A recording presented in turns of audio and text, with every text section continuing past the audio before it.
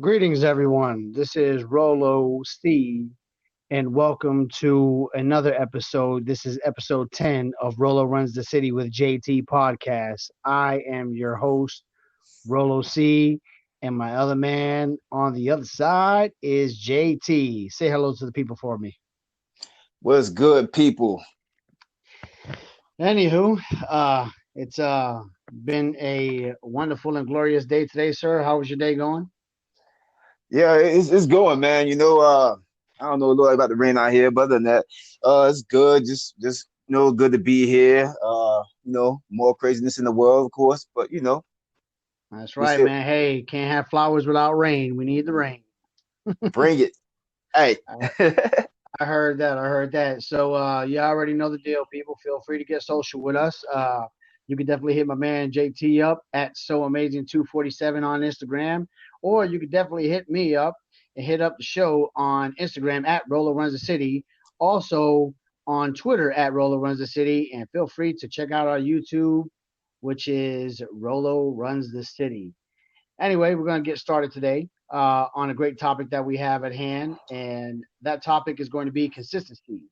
And this is definitely one of our great topics that we want to talk about. You know, it ties into everything else that we've been talking about.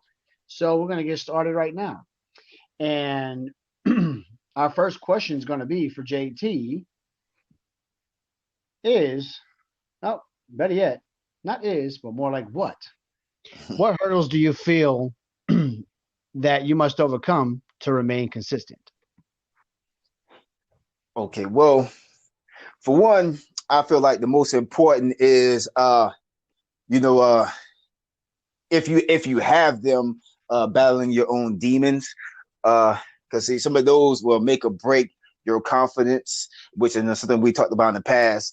You can't be consistent with something unless you have the confidence to do it. So that's the main thing that you want to have. Uh, Number two, you have which we also talked about in the past, is pretty much who you surround yourself with. You know, your people who you feel like you know them, but they're not for your best interest.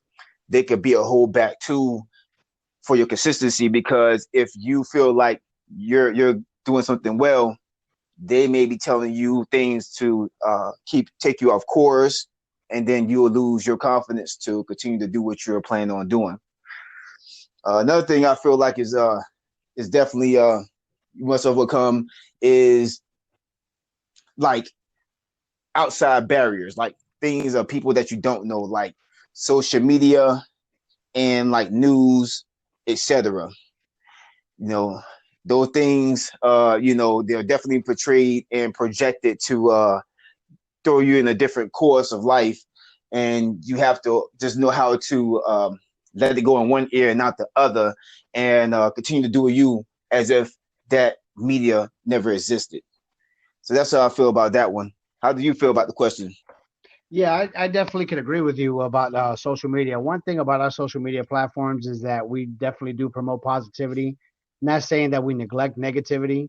However, like I always emphasized before on all our shows, you could always look around you and see what's wrong. But it's like, how can you just look around yourself and actually look at things that are going right around you? You know what I'm saying? It's like, and it's quite simple. You know, it's easy to get rid of the negative because negative is all around, but you have to find the beauty in situations. You know what I'm saying? So, that's definitely a key factor with one being consistent is, you know, they're engaging in social media. Control what you watch, control what you're looking at. You know, Twitter is a good way that you can control what you actually look at. Just from following certain accounts and following certain people, so you can actually control what you can see on Twitter. And like, I'm not knocking Facebook or nothing like that, but like, I personally don't have a Facebook because I really can't control what I see on Facebook when it comes to like advertisements and heck, even if you're following friends for that matter. Majority of the people that you will talk to, that you will associate yourself with, unfortunately, will always look at the negative side of things, and they won't see. It's not about how can we get this done. It's more like, I'm gonna go ahead and discourage you and tell you why we can't do what we do. And unfortunately, that happens a lot in the workplace. where you have a lot of people that'll consistently, instead of doing their job and getting the job done, they'll work harder on trying to get out of something and saying why they can't do something as opposed to just getting the shit done. So I think that's one of the issues that everyday people will run into, and it's hard because you definitely want that consistency. So you have to be like, that's one thing I like about Instagram too. I can actually control what I see on my feed, who I'm following. Even when I look on the Discover feed, a lot of the stuff that comes on my Discover feed will be like things like athletics, basketball, football, baseball, investing, fitness, a lot of things that I'm into. So I can greatly appreciate that. So you really have to really safeguard your mind on the consistency of watching what comes into your garden, which is your mind. You know what I'm saying? Like you could always have, weeds in your garden all day, but like anybody knows me on how I operate in my house, I don't believe in having weeds in my front lawn. I go out there with the damn weed picker and I take them out. That's the same thing with negativity. Negativity is like weeds for the brain. You got to pull them things out. You can't act like they don't exist. So you want to make sure you do that, and monitoring your social media and really paying attention to what's going on your social media could either hurt you or hinder you, one or the other. So just make sure you're always safeguarding your mind. That's basically what I feel about that. You got anything else to add, sir? No, man, you pretty much touched bases on every other thing I did not mention. So, good stuff, man. And I feel like those are definitely important things to know. Absolutely. All right, next question is, why is consistent vital to one's success? Um, well, this one kind of goes back to what I mentioned before. Um, it's if you're not consistent with your work, then you're not taking yourself seriously, and then other people are not going to take you seriously as well. Um, so it's one of those things where you have to just stay on your P's and Q's. Go at it every day like as if it was your last. Go at it as if like your life depended on it, and that's just it's just what you got to have in order to sustain anything major, especially something that you're running as your what I'm saying, whether it's your staple, what is your objective, that those things had to be done in order to achieve that. And that's pretty much all I have on that part. How about you? Yeah, I totally agree with that, man. Because if you think about it, right? Let's think about how many times that we've seen people, like, for instance, say giving out their CD and stuff like that for free, like their music or whatnot, that they would used to approach you on the street and try to give your stuff out for free, or even try to sell it for that matter. And it's like a lot of people normally ignore kids that are like that because the one thing that they ignore is the fact that's like, I've never heard of you, and whoever I'm with has never heard of you either. So when people see someone who's consistent, say when if it does come to like you're trying to promote yourself to like, you know, so you could be one of the biggest music artists of all time if that's what you're striving to be, right? If this is that, man, this kid, he's, and it's not the same CD, it's like it's a different album. The guy's giving out his material for free, and man, he's been out here for 3 years doing this stuff. You know what I'm saying?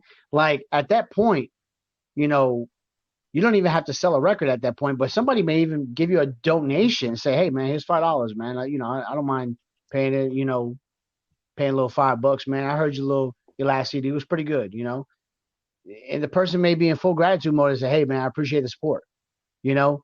But at that point, you've just won over somebody who supports you, or whether if you want to say as a supporter or a fan base, however you want to look at it. But you know, basically what it is that listener totally respects what you're doing from that point forward, because it's like I've seen this person consistently hustling out their CDs, whether they're giving them for free, whether they're making a couple of dollars off of it. They've been doing this for the past 3 years. It goes to show you that they're not just here for, the get rich quick and then bounce out of the game. Like, these people are really trying to sustain, you know, some sort of notoriety with what they're doing, and I can appreciate and respect that. You know what I'm saying? So, it's no different than the guy that's out there that's knocking door to door, selling insurance, or the dude that's in Walmart trying to sell you direct TV. And you've seen the dude, he's been there for a couple of years, and you've seen him rejected once after the other, after the other, after the other. And even if you don't fully want to even engage in whatever package he wants to offer you in reference to buying direct TV, the cool thing is that you're like, man, I respect this guy's hustle, man. Like, this guy gets rejected every day, still comes in with a smile, still comes in looking sharp, or she still comes in, very beautiful, man, still comes in very sharp, doing what she's supposed to do because she's trying to get ahead. At that point, it's like, that consistency that person is built because you've seen them. Like right there, it's like I totally respect what you're bringing to the table. I respect your game, and I think that's one of the problems that a lot of people are having now, like nowadays, is that when something doesn't work, like right away, they get discouraged and they move on to the next thing, as opposed to sticking it out. And many people who are successful today, whether it be millionaires or even billionaires for that matter, they went ahead, they took their lumps, took their losses, but at the same token, they knew that they knew no matter if they got 1,000 L's, right? They took 1,000 losses. If they knew if they got that one win, that one win can erase all of those losses. Like, you think you're winning, right? Well, let's just say, for example, like, you think you're winning, right? When you're like, oh, I'm gonna go out here, I'm gonna get a job, I'm gonna work this 9 to 5, I'm gonna get this money. And then you got another dude that's working on his dream. And I think I may have come up with this before, but it's absolutely true. Everything's within consistency, 2 to 5 years, he hadn't made a dime, right? But he's been pouring so much into his business, doing what he's supposed to do, but hadn't made a dime with 2 to 5 years, has not made a dime, right? While the other guy that got his job, he's knocking down, say, 60,000 a year. He's just really knocking it down. And then next thing you know, man, they respect that guy's consistency to where it's like, man, buddy's been doing this for a long time. Then we need to really give him a shot. And next thing you know, man, I'm not saying a blank check comes, but it's a hell of a lot bigger than 60,000 a year. You know what I'm saying? Not to mention whatever tax breaks that you get, you can ask the 1% about that, about the tax breaks that they get, or or tax deferred. You know what I'm saying? And they know what I'm talking about. But the whole point is that you want your consistency to show up, and people can respect the consistency and they can respect the risk that you're taking because of your consistent nature. If you were a get rich quick type of guy, if you were, I'm in here and then I'm out, it's the same thing with, if you're buying stocks, it's the same thing. Your stock could be rising like a mother and then lose a whole bunch of money, like, i.e. COVID-19 or the Great Recession of '08, things like that, or the dot-com bubble of 2000. And if you decide that you're still young, you're within age of, those stocks actually coming back up. Like, I can understand if somebody like Warren Buffett didn't, they didn't want to stick with a stock and they decided to sell so they didn't lose any money. I mean, the dude's 88 years old, for Christ's sakes. I would too. Like, he has a lot more weekends behind him than he does in front of him. So, don't lose your money. Do whatever you need to do to sustain. But if you're a young cat and you're doing what you're supposed to do, you go ahead and ride it out. It's okay, because you know what? The consistency of you consistently investing, you being there, showing up, doing what you're supposed to do, and not getting scared and start pulling out your money, next thing you know what I'm saying? Like, you're going to be all right, man. It's going to pay dividends in the future, man. At the end of the day, investing is a long game, which is another great value of consistency we're putting out. So look at that. At the same time, we're talking about consistency, and I'm over here giving you investing advice too. How about that? Anyway, that's the way I feel about that. Do you have anything to add? Yeah, I'm gonna just piggyback off what you were talking about. So like, especially if you're doing something for yourself, you have to, you know, invest in yourself, like you said before, to get people to recognize your work, because nobody knows who you are. So you have to do it amongst yourself to raise the bar on, for people that knows you and your work, your talents. Or if you was trying to get put on by someone else, it's almost like having an interview where, if you go to an interview, if that person felt like you did a good job, but they didn't put you on or anything like that, if that doesn't say that you're not fit for the job, you're just not fit for that particular person. Someone else may see something that you don't. And we see it all the time where, some people who finally break through the ground, to the camps and stuff like that. It was more like, hey, they went to several people, and it just didn't get that love. And then, all of a sudden, someone else was feeling that talent that they had. And then, once they emerged, it's almost like, well, hey, I mean, they seen the same thing that person who put you on seen, but I guess now it's just a little more vivid when it's put to the bigger presentation than it was when it was just at the ground level. Yeah, absolutely, man. I totally agree with that, man. Definitely. Um, dude, is just like I said, the respect comes from, people seeing what you've done for a long period of time, man.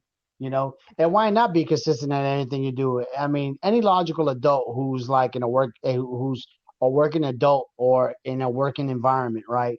The way you think is, okay, well, I have to, right? Like I have to go to work to feed myself, right? Like I have to make sure that I eat. Like I have to make sure I get some sleep.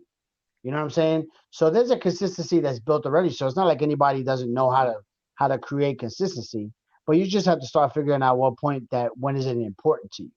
You know what I'm saying? So it's like for me, for instance, right? Like I read 25 pages of a book every day, so I could just, not only retain information, work on my mind muscle at the same time. But next thing you know, I'm like, damn, I done went through quite a few books within, the last few months. You know what I'm saying? And it's building a consistency. You know what I'm saying? Because I want to be a better reader. Like I want to comprehend things much better. I want to be a little bit more cerebral. So that's one of my aspects that I want to do, you know, as opposed to somebody's like, I want to become a better investor. I don't want to just rely on mutual funds and hoping that everything goes well. Why am I going to go ahead and rely on some mutual fund manager to manage my money when I can go ahead and stock pick and start making my own money and start researching the market, doing what I'm supposed to do, you know? So what are you going to do at that point? Well, you start stock picking. How are you going to start stock picking? Okay, at first, I need to train myself to see how things go. Nobody can foretell the future, but at the same time, if you have a plan, then you're good to go. But always remember the old adage: if you fail to plan to fail. So that's how I feel about that. All right, we're going to work on the next question here. The next question is: what or who is considered to be a great example of consistency, JT? Well, my answer, because I'm a different dude. So I'm going to explain this one a little different than most. Like, I know people have like more of the actors, celebrities, those types of people who now that the world knows, and they have their success stories on how they come to where they are now. But for those people who are woke and who know what we know, that these people who are like pretty much already major celebrities, whatever, they were already picked from the get-go. It was just going through the motions of their years. So my answer is, who I respect more on that level is people who come from the mud, people who came from nothing, people who put it all on the line and say, hey, this is all I got. Hopefully you like it. If not, then at least I said I tried. Those types of people who I respect more when it comes to, you know, uh groundbreaking and putting themselves on the map, because it just goes to show that you actually had to, work hard without really having sponsors to back you. And that's a whole nother level of help when you have to pretty much do it on your, like almost on your own. But the help that you got is like, it's almost like, working through pins and needles, strings, real small, thin lines that you had to work to just to get to where you are. Um, I respect people who, stay humble with what they're doing as well, instead of, you know, bragging and boasting, you know, like like they're showing off on people.